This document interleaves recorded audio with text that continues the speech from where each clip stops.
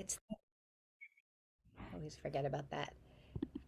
It's the noon hour, and the Torah is before us, and we are with each other, and that is something to be treasured and to bless. So let's bless. Baruch atah Adonai Eloheinu melech haolam asher kidshanu b'mitzvotav v'tzivanu la'asok b'divrei Torah. I don't see Bob Singer here yet, at least. Maybe he's still coming to join us. Today's learning is being sponsored by Bob in memory of his dad, Max Singer, and his grandmother, Hannah, both of who had yahrzeits this week. So we're very honored to have Bob's support and these memories with us. He's just coming in now. Oh, okay. So let me say that again while we have Bob. There he is. Bob, thank you. I was just saying that today's Torah study is under your generous sponsorship in memory of your father, Max Singer, and your grandmother, Hannah. And thank you so much for your support, and Aleim HaShalom, that the memories of our loved ones continue to give us a sense of meaning and comfort and perhaps inspiration when we need it. Amen. Parashat Vayishlach. I'd like to look with you at one of the most dramatic moments in this parasha, but before we do that, I want to just talk with you about, just very briefly, about something that caught my attention and made me think again about what it is we're looking at when we look at text together and how we read sacred text. So this comes from my new favorite author, who is Hillel Halkin. He's my favorite of the moment. If you don't know about his work, his writing, I encourage you to look for him. He's a brilliant writer and translator of Israeli literature and also kind of pre-Israeli Hebrew literature. It just has so much to say. So I was in the process of looking for something that he's written, and I came upon this interview that he had given with the foreword. And he had something to say about reading the Bible that I think is worth just looking at together for a minute. So I'm going to share my source sheet with you there. He says, reading the Bible as literature is, in a sense, reading it in bad faith. He says, I almost said merely as literature, but of course that's the wrong term to use about literature, because literature isn't just merely. It means reading it as the Bible does not wish to be read, but it's perhaps the best one can offer with a lack of faith in the Bible. So he's identifying himself as a person who doesn't believe, quote unquote. He says reading the Bible as literature does pay homage to it as something serious that must be read with utmost care. For those of us who do not have faith, reading it as literature is probably the best we can do, but it's not what the Bible wants. It's not what the Bible wants. So stop share just for a second. And, in preparing the material for today, I found myself struggling with the direction that I think this piece of this parasha takes us.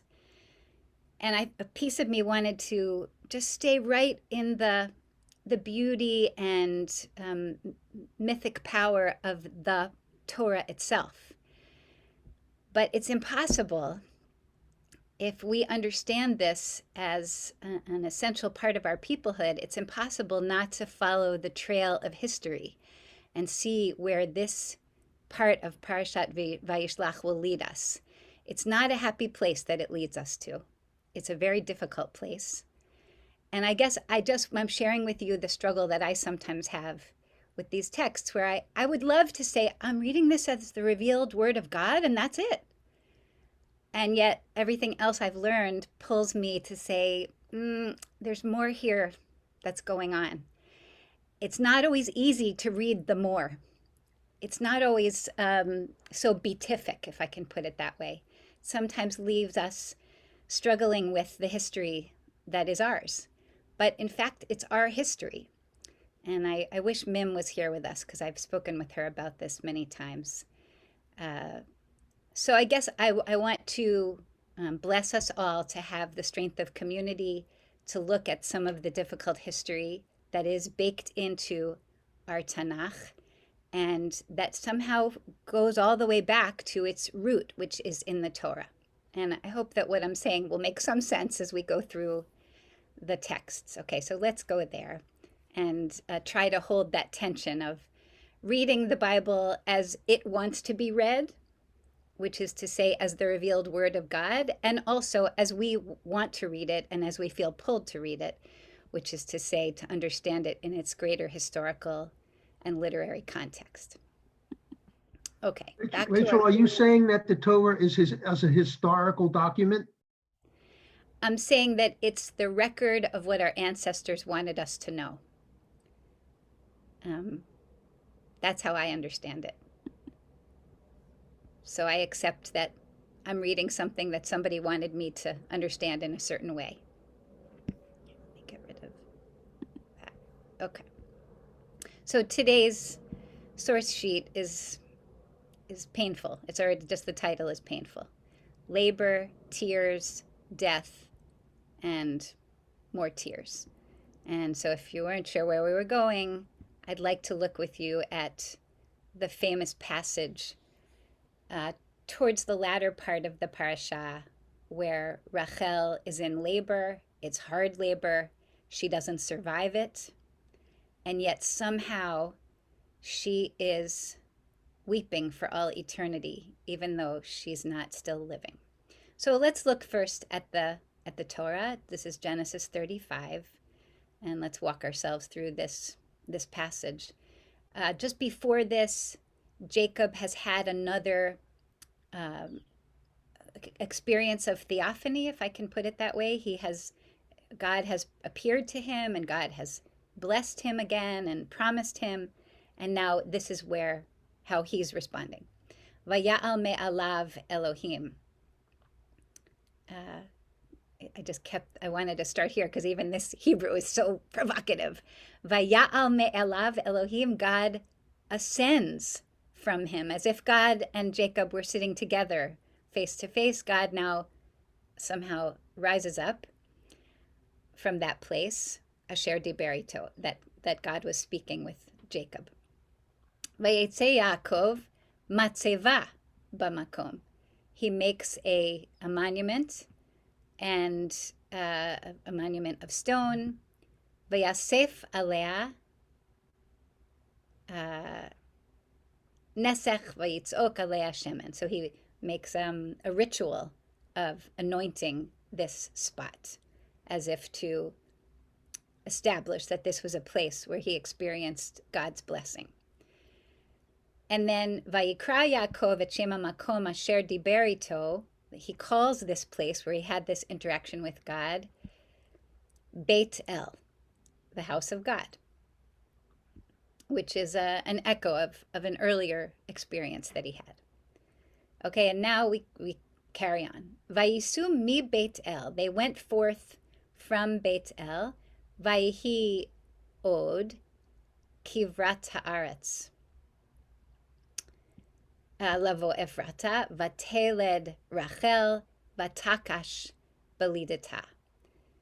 When they were still some distance, not too far from Ephrat, and I want to just try to show on the map where that is, Rachel was in childbirth, and she had hard labor. It was really painful labor. Vayhi behakshota belidata vatomer la. So she's got a midwife or somebody who's helping her, hamialedet, says to her, Al tiri ki gam ze lach ben. Don't be afraid. that level of pain, for those, any of us that have experienced the pain of childbirth or other intense pain, actually makes you feel afraid for your life. I can attest to that. The midwife says to her, don't be afraid, because this is also going to be a son. This is the other son that you've been longing for since the time that your first son was born, since the time that Joseph was born, because Joseph is named, Rachel gives birth to Joseph, and he's named for this longing that she has to have more. So now this is coming true. Vayhi b'tzeit nafsha ki meta, and now the labor has become so intense that it's killing her. Vatikra shemo ben oni. She calls this child Ben Oni, sort of with her last breath. So picture her in the throes of these intense pains, and yet she is determined to name this child. And we just think for a minute about last week when we were reading through the story of Leah and her naming those 4 sons, and how much meaning that our tradition ascribes to each of those names, not just Leah's definition of the names, but what our sages have said about what all those names mean, and just the importance of being able to name something. It's Rachel's last, living moment. She names this child the son of my suffering. Va'aviv karalo Binyamin. And Jacob steps right in and says, we are not going to lay this heavy burden on this child. That's how I read it. We're not going to call this child the son of his mother's suffering, but rather something else that we can live with a little more happily, Binyamin, which we'll see in a moment. The sages, some of the commentators, have different interpretations of what this name means. And now, Vatamat Rachel, Vatikaver Baderech Ephrata, he Beit Lechem. She, in fact, has died on the road to Ephrat, which now, whoever wrote this is saying it's now in the region of Bethlehem. Vayetzav Yaakov Matzeva. So here we are. We began this section with Yaakov establishing a monument, and now here he's establishing a very different kind of monument. Same word. Al Kvurata, a gravestone for his wife. Hi matzevet Kvurat Rachel ad hayom. So this burial place of Rachel, she's the only one of the ancestors, of the Genesis ancestors, who is not buried in the cave of Machpelah, but buried in her own place. And whoever wrote this wants us to know that it's been the same place, the same burial place, ad hayom. And it's ad hayom. Bear with me just a second. I even pulled up an image for us. I forgot to open it. Here.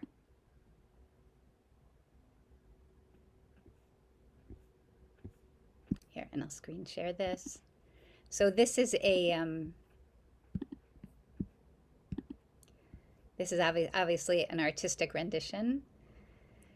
This is perhaps what it might have looked like in biblical times. Nowadays, if we looked at a modern image, which we could also find on the internet, obviously, it looks like a security fortress. It's got security walls all around it and cameras, and it's a place that's off limits to Jewish people because of the region that it's in. And I would say it's off limits to many who choose not to go there because of the political situation. And I don't mean that they choose not to go there for their own safety, but also because they choose not to participate in the occupied region that's around it, not to participate in visiting that. Okay. So just an image of Kever Rachel. Go ahead, Shlomo. I just wanted to ask, is it a mosque today? I understand that there's a mosque nearby, but I don't think that the kever itself is. That's my understanding. I've never been there. I don't know. Is anybody else? Well, there's a mosque in Machpelah. Mm-hmm. Go ahead, Luther. I have been there. One of the first trips I took with Adat Shalom back in the year 2000, we went to Bethlehem. Uh-huh. And it was, at that time, I have no reason to think otherwise. The actual tomb, the building you see in this picture, is still extant, but over it has been built this immense uh, sanctuary. And when I was there, Haredim, uh, ultra Orthodox Jews were shulking and davening right by the building. So there, I know there's a mosque quite nearby because Right. Bethlehem is now a divided Correct. city without walls dividing it. Correct. But yeah, it is frequented by people, by Jewish people. Though yeah, there are probably many who would choose not to visit it. Thank you. Uh, one of the things I was just looking at in preparation for today is just some commentary by a very, very, let's say, a very, very traditional teacher who said, we go to the grave of Rachel whenever we have problems, because where do you go when you have problems? You go to your mother. So we still go to the kever to pray there, just as Luther is describing. Okay, so some commentaries. First of all, this is Midrash, early Midrash, and this is just connecting us back with last week. Last week, the Torah reading that we did during Shabbat morning included this passage where Rachel has taken the teraphim, these idol-like items, and Lavan is really angry about it, and he comes after Yaakov and saying, why have you stolen these? Yaakov doesn't know that it's Rachel who has taken them, at least at this moment in last week's parasha. So this is just a commentary on that moment. V'lo yada Yaakov b'chol eleh. Yaakov doesn't know this. Amar kol mi sheyignov terafim yamut below ito. So Yaakov makes this decree saying, whoever has stolen these terafim, that person is going to die ahead of their time, not in the right time. He doesn't realize, of course, that he's making this horrible curse against his own wife. The Midrash goes on to say, "V'hayotze mipi tzadik keyotze mipi hamalach." So, referring to Jacob's, pronouncement, Jacob in this Midrash is being described as a tzaddik, a true righteous person, and if he says it, it's as if an angelic voice from God is saying it. Vayildai Rachel v'meta, and so here we go. This week she dies, and it's as if Jacob decreed it in last week's parasha. So we tie it back to him, although of course he wouldn't have known.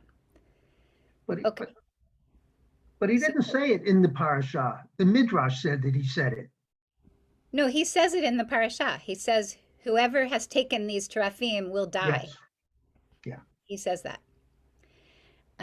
Okay, so a little bit more about just the issue of, Rachel is buried in this place that's different from all of the other ancestors. And let's just go through this. I have a reason that I'd like to explore this with you.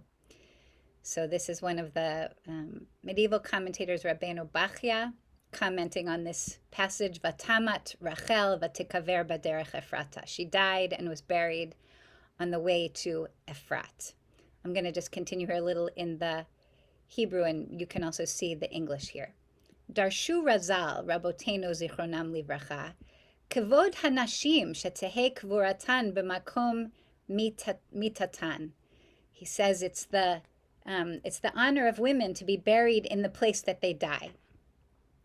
Shehare Rachel meta b'veit lechem v'nikbera b'veit lechem. She died there and she was buried there. V'chein matzinu b'sara.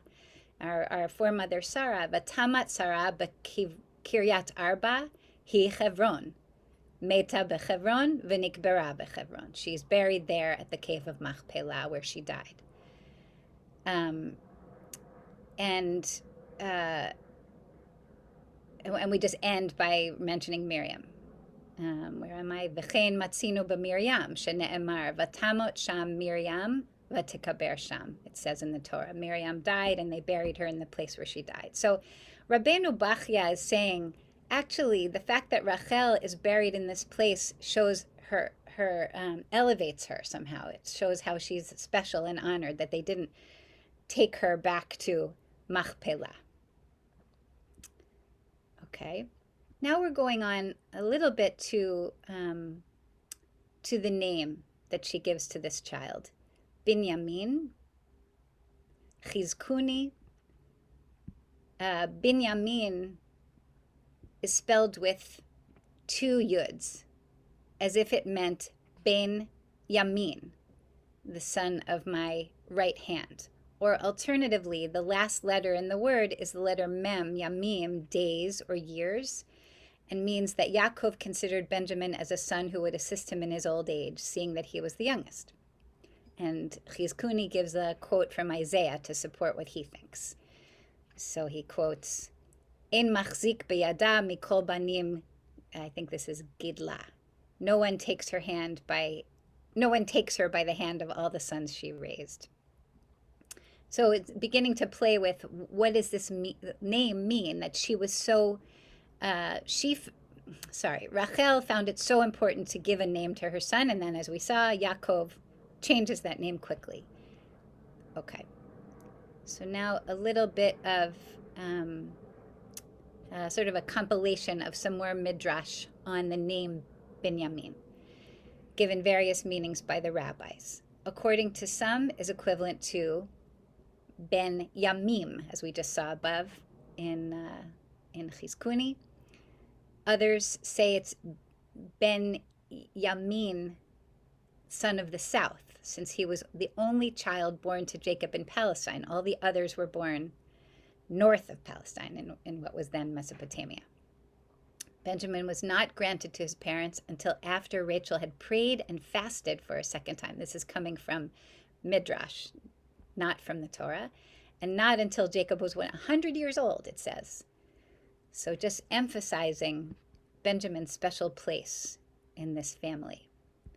Okay, and this compiler goes on to say, Benjamin was the only brother who took no part in selling Joseph.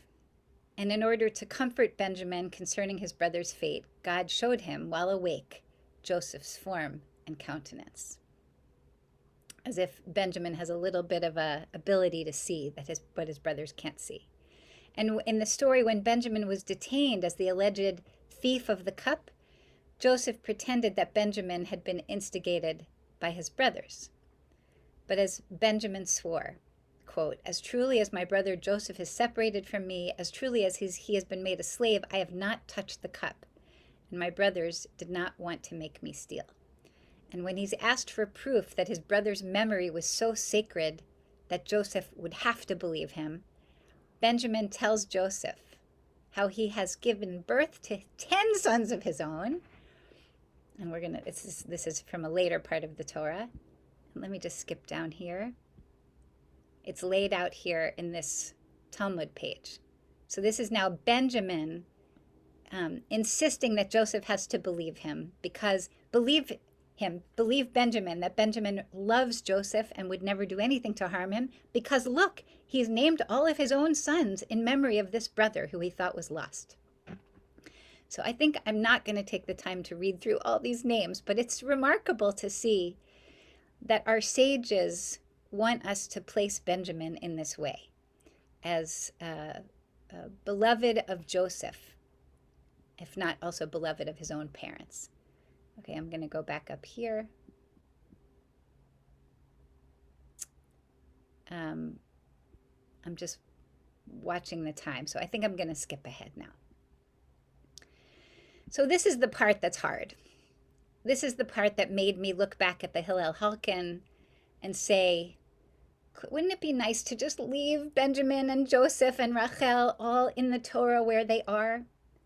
But in fact, we know that those 12 sons of Jacob, excuse me, not 12 sons, the sons of Jacob become the 12 tribes. And Benjamin is one of those 12 tribes. And so now we're at the end of the book of Judges. So just for historical context, we're now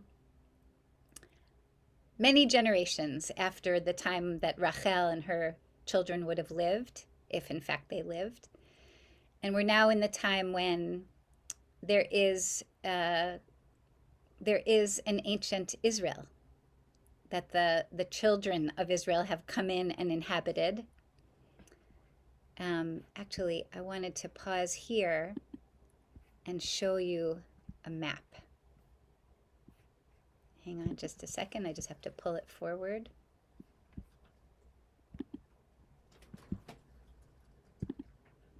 Here's my map. Okay, sorry. Thanks for your patience.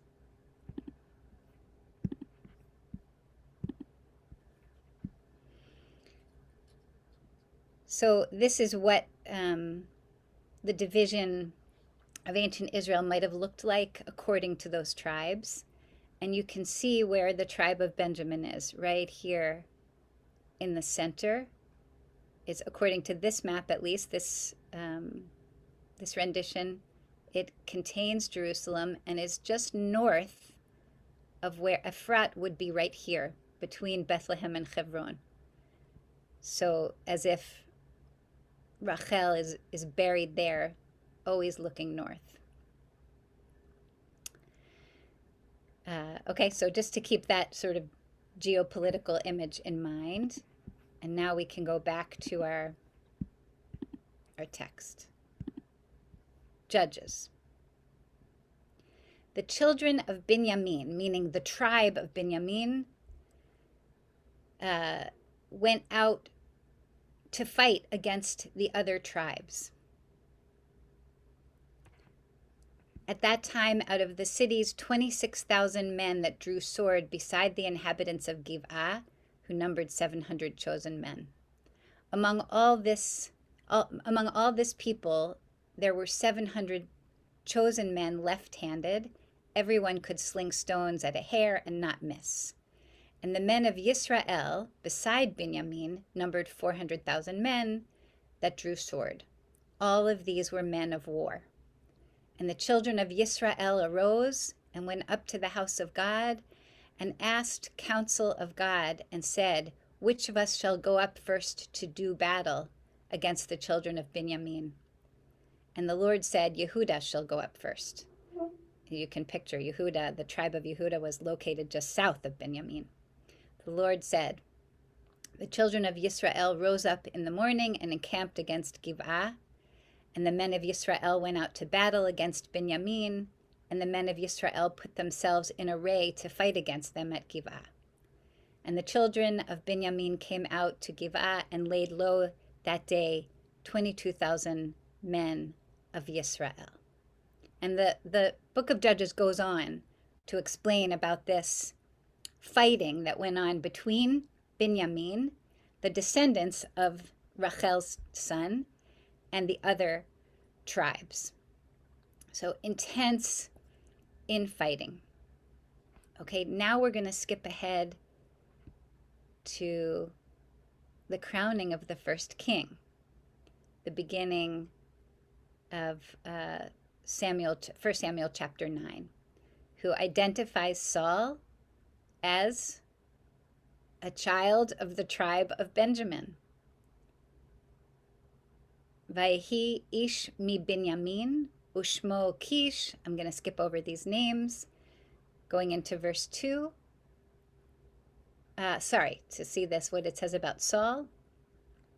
Ben ish yamini gibor chayil.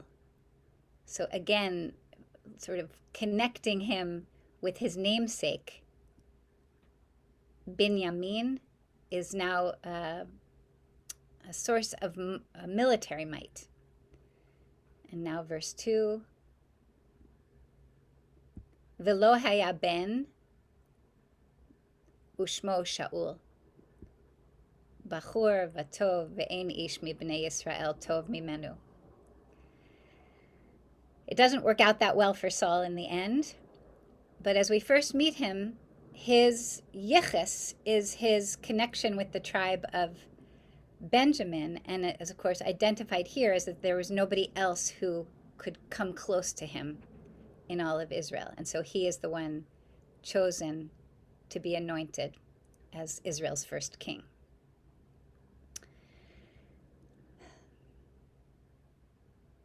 And then we come to Jeremiah.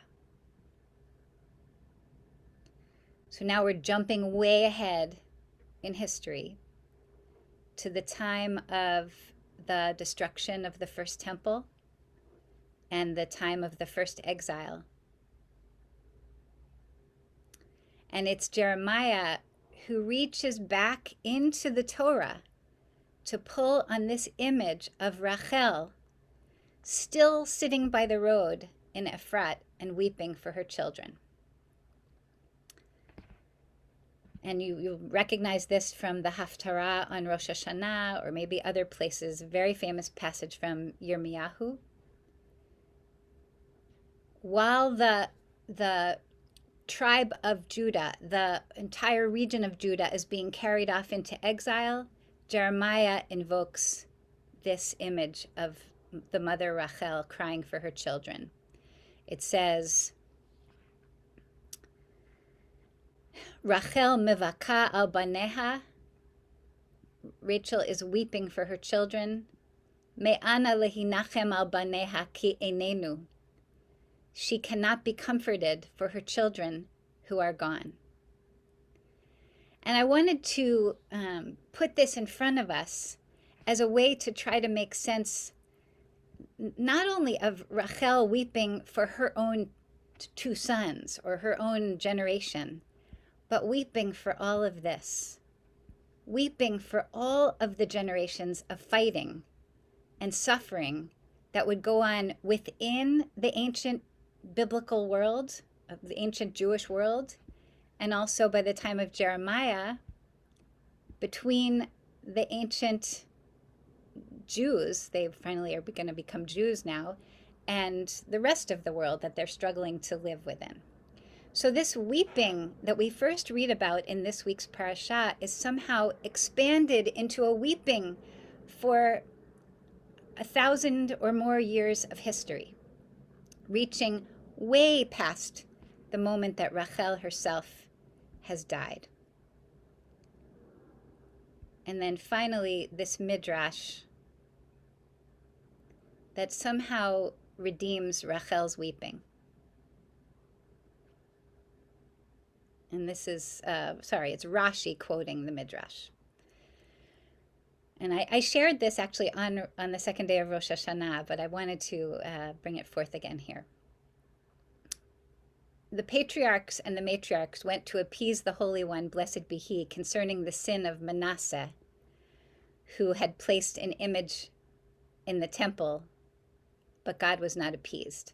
So just to explain what's going on here, there's enormous suffering going on in ancient Israel, and they're trying to figure out why is this suffering going on, and it must be because this bad king Manasseh has placed an idol, has gone outside of the rules of the tradition and placed an idol in the temple, and that's why God is angry. And so all of the matriarchs and patriarchs are being activated to try to soften this negative decree. None of them could do a thing. None of the matriarchs and patriarchs could soften God's anger until Rachel comes. Rachel entered and stated before him, O God of the universe, whose mercy is greater, your mercy or the mercy of a flesh and blood person. She's saying, listen to how much mercy I had. She says to God, you must admit that your mercy is greater. Now, did I not bring my rival into my house? For all the work that Jacob worked for my father and worked only for me. When I came to enter the chuppah, they brought my sister, and it was not enough that I kept my silence, but I gave her my password. In other words, I gave her the special signal so that she could communicate with Jacob. You too, if your children have brought your rival into your house, keep your silence for them. She's saying to God, don't be angry because the children have brought other idols into your place of worship. And it turns out, at least according to this midrash, that God says, okay, I hear your defense. I accept your defense.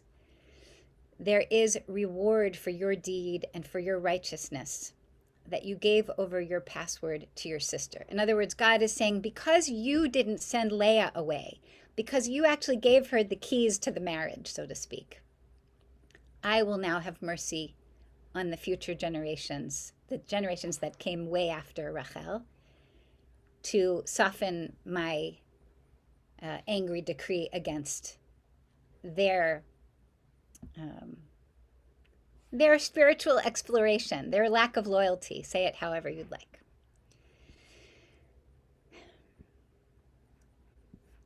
So before we talk about this together, I just want to share a piece of music with you. And this is a setting of this passage of Jeremiah. Rachel mevaka al baneha was recorded not that many years ago, but I think written in the 1950s, and has always been a personal favorite. In fact, as I went to listen to it for myself this morning again, I found myself in tears. So for those that aren't that familiar with the Hebrew, listen for the words, Rachel mevaka al baneha. He says it several times. She is weeping for her children. Me'ana lahinachem al baneha. There is no comforting her. She's weeping not just for this child, Binyamin. She's weeping for the tribe of Binyamin. She's weeping for the exiles at the time of Jeremiah. She's weeping for all of history. Okay, here's this recording.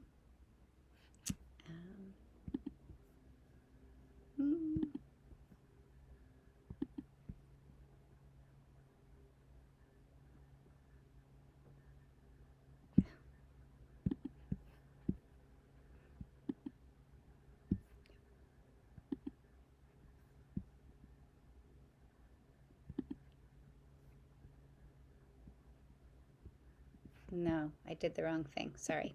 Hold on. This is what I want.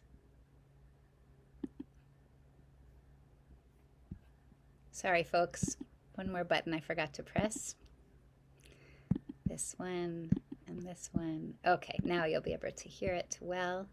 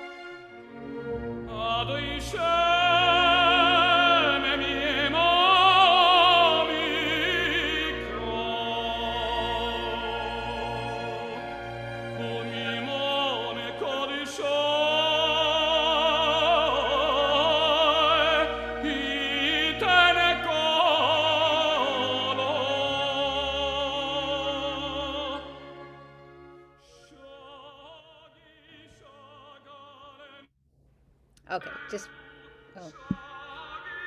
wanted to share it, just that little bit with you, to hear it in this musical setting. Rachel is weeping for all eternity. That's what I hear when I hear him sing it this way. So some time now for your thoughts, anything you're struggling with, or just to join in this lament.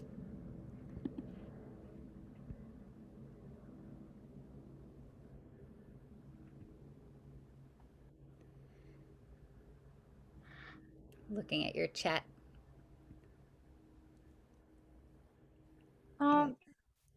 So is Rachel considered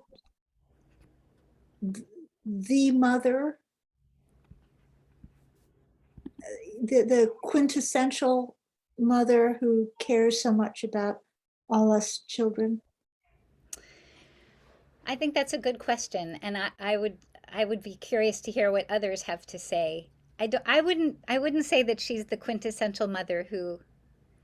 No, because then what about Leah, who Yeah. who in so many ways is sort of like sacrifices her own sense of self to be able to bring forth these children. Well, Rachel's taking on this. She's almost taking on the responsibility to be the chief weeper. Mm-hmm. Well, or it's a fate that is her fate. I'm not sure she takes it on willingly. Okay. But it's a fate that's her fate, to weep for, to live this incredibly sad life, and to hold the place of weeping for, as he said on Rosh Hashanah when I was talking about this, in Jeremiah like freezes her in this posture of weeping for all time. She doesn't even die in his portrait. She's just sitting by the road weeping for all eternity. But I don't know if Carola, if I would say she's the quintessential mother in that sense. Anybody else want to jump in on that? I see other people have hands, but in response to what Carol's saying, go ahead, Shlomo and Gil. I think that Jeremiah, in the rest of that quote, Mini kolech mi bechi le'enayich midima, stop your crying, ki yesh tikva la'achritech.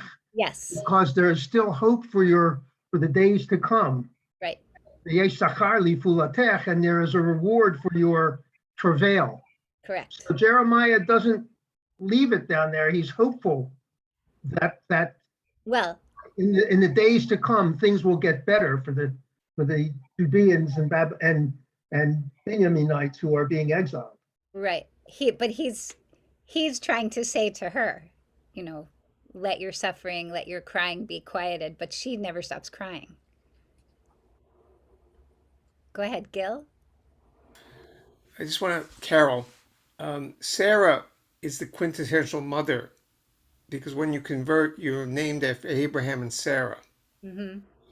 Sarah is considered the quintessential mother of the Jewish people, whether by a literary device, like Shlomo said, or whoever said, Jeremiah put Rachel in this place, but the truth is, we think of Abraham and Sarah first and foremost. Yeah.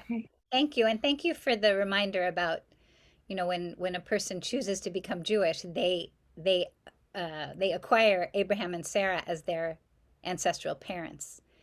I struggle with Sarah being the quintessential mother, given the manipulations she undertakes in her story, but that's perhaps an unfair, anachronistic reading. Okay, let's go to some others. I'm just going in order of how I saw these hands go up. Audrey, then David, Steve, Amy. Go ahead. Is it fair when you're talking about bringing this story forward and where Rachel is buried, where it is geographically, it continues to be the struggle of our people in dealing with the Palestinian-Israeli relationship and all that. So you could bring it all the way forward. And I think also the the Rashi piece where Rachel is kind of giving us an answer to how to be more accepting of different people. The way she says, we can't isolate Leah. Leah is part of us, and the whole idol worshiping is a way out of it for us, or a way to see how maybe we can resolve some of these issues. It hasn't been done yet, but she's that hopeful character that's willing to say, I gave Leah entryway. I gave her a break. She's part of us, and we should be able to figure out how to do that going forward. If that makes any sense, but I think it does. Yeah. I mean, yes, kol hakavod, and as I was looking at images of Kever Rachel, the tomb of Rachel, there are a number of them that are photographs from, since the time that photography has been a tool, and it's remarkable to see. You can see the conflict right there when you, even just in the security apparatus that's in place, because they're assuming that there will be some kind of tension, violence, suffering there as a result of the conflict that you're mentioning. And when I was thinking about this on Rosh Hashanah, I was very caught up in Rachel is still weeping. She's still weeping for her children who cannot figure out how to live in peace and in security. Yeah, exactly. Thank you. Yeah. Thank you. Okay, I think next is David, then Steve, then Amy. Well, this may be a really dumb question, but like I've always tried to figure out who is Rachel actually weeping over, like whose deaths, like her own. I mean, her kids are alive at this moment that she's weeping, right? Yeah. I think it's a great question. I had the same question myself. It sounds like she's weeping over the life that she's not going to have as she's dying. She's giving birth to this child, and somehow maybe in the context of the Torah, she realizes that she's dying while she's laboring. I don't know if that's possible to do, but maybe. And if you go back to the moment of her meeting Jacob at the well, and this enormous love moment, the stone, as it says in the Torah, Jacob moves the stone away as if to say all obstacles are going to be taken away, and we're going to have this beautiful life together because there's such intense and true love here. And look at how it ends. It ends in deep sadness. And she, even so much so that she has to name this child for that, and Jacob is quick to fix that. So I think it's a great question, David. I don't know if anybody else wants to respond to that. Who is she crying for? Anybody want to jump in on that one? Yeah, I don't know. I mean, I know it's universal in a way, but like, it does kind of suggest that when you go to someone else's funeral, when you're kind of crying for them, you're also kind of crying for yourself. Am I missing something in the parasha itself? Does it actually say in the parasha, in the sentences that we read, that she cries? Good question. She names her son the son of my difficult times. But yeah, I don't see it. I don't see it. Yeah, it doesn't. You're right. It doesn't say specifically that she cries. I guess I was looking at she is in intense labor, which is not the same as crying, admittedly. So it's Jeremiah, I guess, who puts the tears in her eyes here. So fair enough. Yes.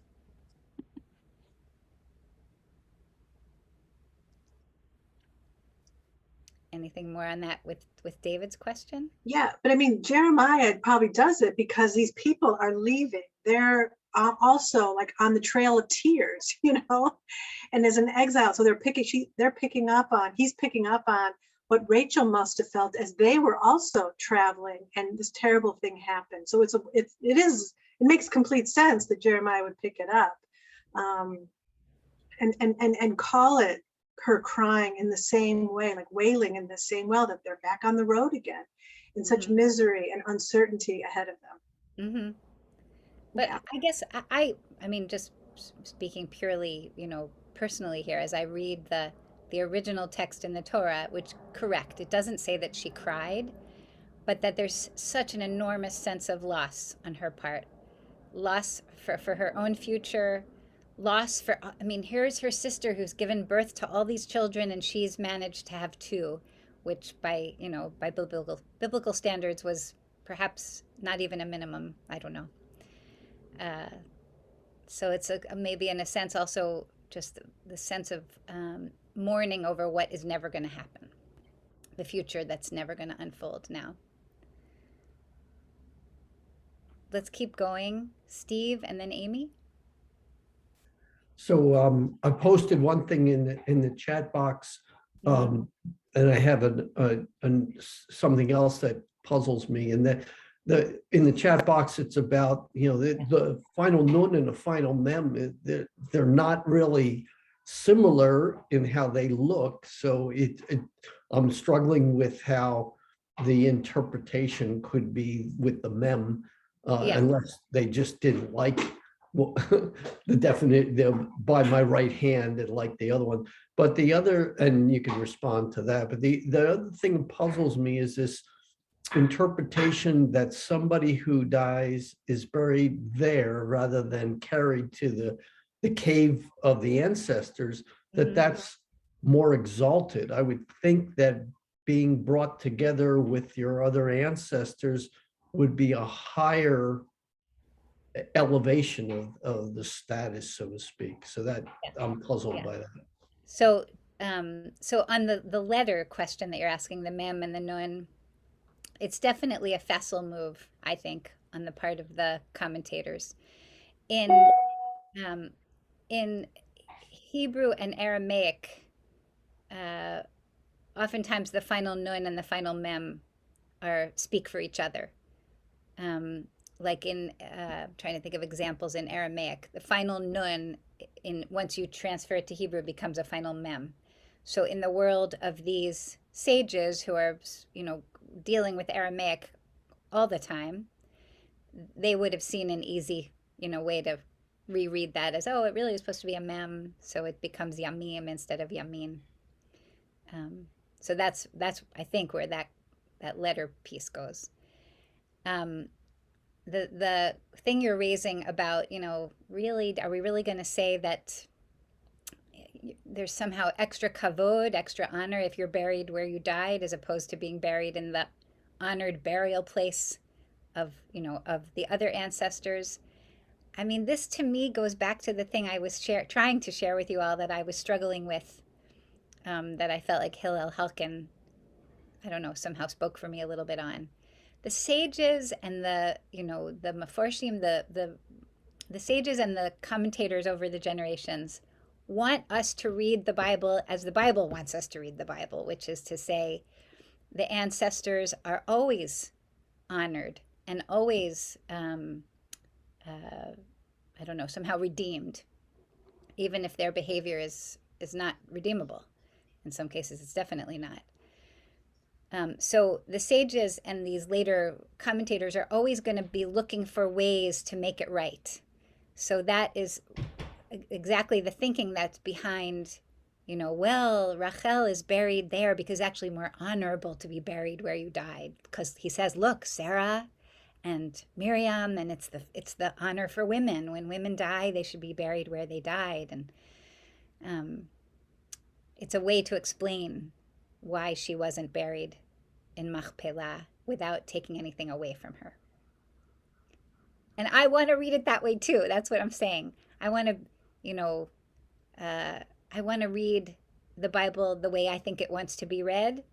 And yet I also know that as a modern person, I can't do only that. And that's just a struggle of a person who's trying to read an ancient text with modern glasses on. Kevin is just noting about the letter question. If we think of something as familiar as the 4 questions, I think he said, Anu ochlin, shebechol halelot, Anu ochlin chametz umatzah. We eat all kinds of different breads and matzah and everything else, halayla hazeh. So that's an example of where that nun kind of in Aramaic replaces what would be a mem in Hebrew.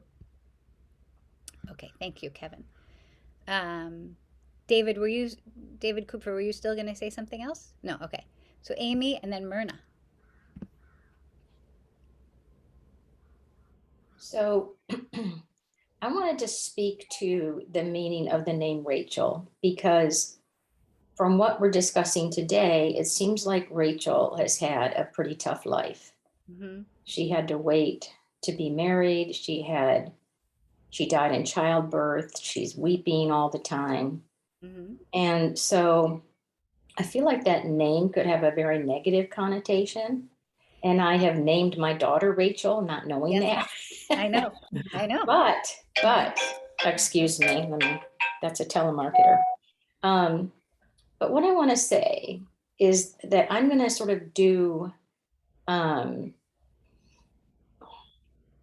reinterpretation of the Torah of my own and say that Rachel was a very beloved person, Mm-hmm. and she had a lot of love in her life, and focus on that instead of sort of the misery and, the suffering that she endured. Yeah. I'm right with you, speaking as someone who holds that name myself. And as I think I shared on Rosh Hashanah when I was speaking about this a little bit, as a kid, I always, when I first started learning about the biblical Rachel, I thought how wonderful that I get to be like this ancient, ancestor who was beautiful and beloved and sort of special, but then very quickly that all falls apart. And it's ugh. I'm not sure I want to be, made in that image. I believe that the name Rachel simply means, what's a ewe, E-W-E? Is that a young lamb or a female lamb? A female sheep? Female. Yeah. Female sheep. Yeah. That's it doesn't, in her case, the name doesn't connote her life journey. So, but thank you for the reinterpretation. I think we're allowed to do that. Myrna, go ahead. I'm struck by the fact that she's the only matriarch that dies in childbirth. Now, that happened obviously very frequently Mm-hmm. in biblical times. Mm-hmm. But somehow that gets, they talk about, her loss, the fact that she died. There's not much emphasis given to the fact that she died in childbirth. There's the emphasis on the fact that she died, Mm-hmm. not on the cause of her death. Mm-hmm. And it's interesting to me that that's kind of never been raised up to enhance further her sacrifice. Mm-hmm. It's just a sort of observation or thought. Yeah, it's a really good point. I haven't come across anything, not that I'm such an expert, but I have not come across anything that says anything about the fact that she died in childbirth. It's certainly extra poignant given the fact that a big piece of her short life was the struggle with infertility.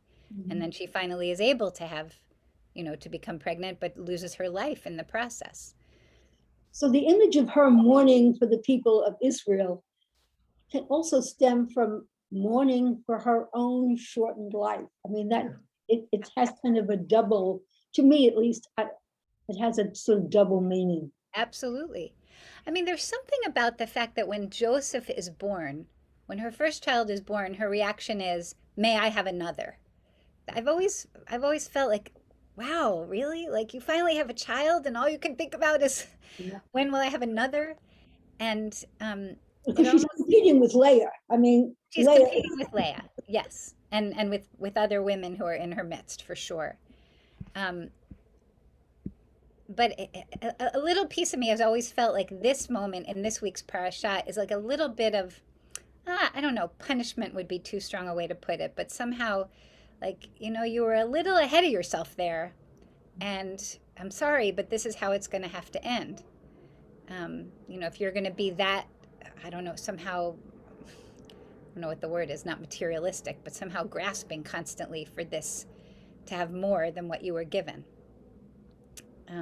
There's no comment that I've come across that corroborates that. That's just.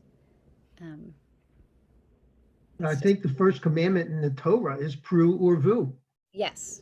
So that's a real conflict right there. She's following the first mitzvah. She is, but she does. She has Joseph. Yeah, but I'm talking about when she dies. I mean, pru or vu means umil uat haaretz. It doesn't mean one or two. Okay, but there's lots of ways to mil'ua ta'aretz, to fill up the earth. Oh, I'm just seeing that it's time. All right, last comment from Gil. I think you were going to say something else. I put in the chat, I have no idea how old she actually was. If Jacob was 100, it doesn't, the age stuff doesn't make sense. The other thing is, like with Rachel's life, with all the matriarchs, we really have no idea. We're seeing the highlights of the highlights that were written down. We have no idea if she was happy or not happy. Any of them. The tragedy makes a better story. It does, and it helps us to explain the historical experience that we did have, which is, if Rachel is mythic, sacred myth, the fighting in the tribe of Benjamin, certainly the exile in the time of Jeremiah, that's history. That's history. But... So we're trying to explain the experience we're having historically with the mythic past. Okay, last comment, whoever in the Teichman household. Don't forget to unmute. Okay.